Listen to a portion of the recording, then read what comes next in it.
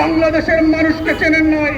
তারা নতুন করে যখন চাকবে আওয়ামী লীগের কাফন কেনার টাকা পাওয়া যাবে না, কবর দেওয়ার মাটি পাওয়া যাবে না, সেই দিন আসতেছে। সেই দিনের প্রস্তুতি নেন। ফেরাউনদের লাশ কোন নদী থেকে কবরকে দিয়ে উঠানো হয় নাই। এই ফেরাউনদের লাশও বাংলাদেশের মানুষ কবরে দিয়ে উঠাবে না, কোন হুজুর জানাজা পড়বে না, কোন কবর এই লাশ নেবে না।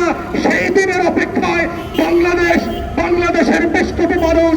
তাই আমরা মনে করিয়ে দিচ্ছি, যত শ্রাদ্ধ করেন, যত লুটপাট করেন, যত পদ্মা সেতু আর মেট্রো রেল বাঁচান, বাংলাদেশ মির্জাফরদেরকে আগেও ক্ষমা করে নাই, এখনো করবে না, ভবিষ্যতেও করবে না।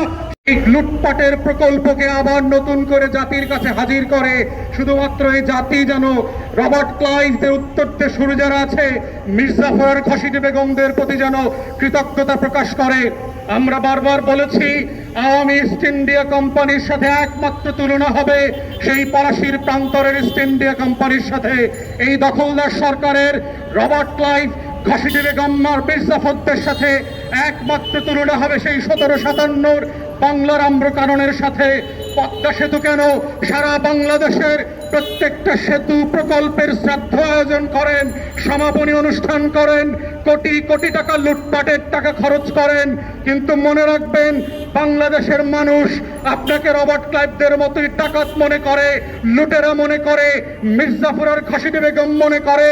এবং সেই দিনের জন্য স্মরণ করিয়ে দিচ্ছি মির্জাফরদের করুণ পরিণতির কথা।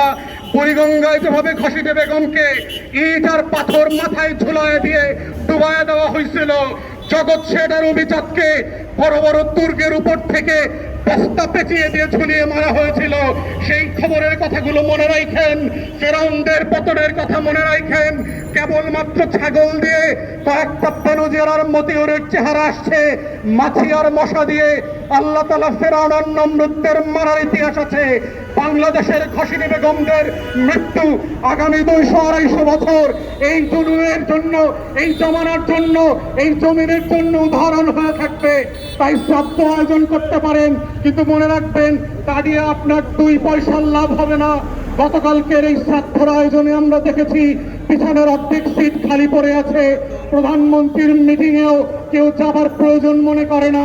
এমপি মন্ত্রী পাটপাড়িদের সাথে একাকার হয়ে কেউ চেয়ারে বসবার প্রয়োজন মনে করে না, কারণ জনগণের এতটুকু সম্মান বোধ আছে।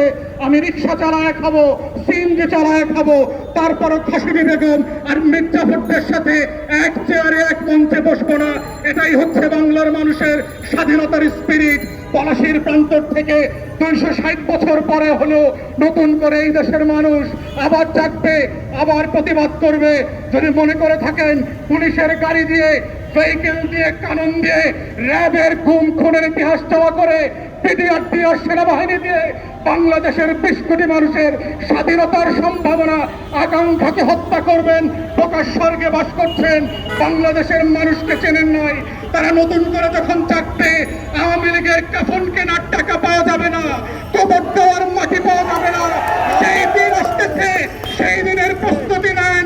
ফেরাউনদের লাশ কোন নদী থেকে কবরকে দিয়ে উঠানো হয় নাই। এই ফেরাউনদের লাশও বাংলাদেশের মানুষ কবরে দিয়ে উঠাবে না, কোন হুজুর জানাজা পড়বে না, কোন কবর এই লাশ নেবে না। সেই দিনের অপেক্ষায় বাংলাদেশের বেশ কোটি মানুষ। তাই আমরা মনে করিয়ে দিচ্ছি, যত শ্রাদ্ধ করেন, যত লুটপাট করেন, যত পদ্মা সেতু আর মেট্রো রেল বাঁচান, বাংলাদেশ মির্জাফরদেরকে আগেও ক্ষমা করে নাই, এখনো করবে না, ভবিষ্যতেও করবে না। সবাইকে অসংখ্য ধন্যবাদ। আসসালামু আলাইকুম।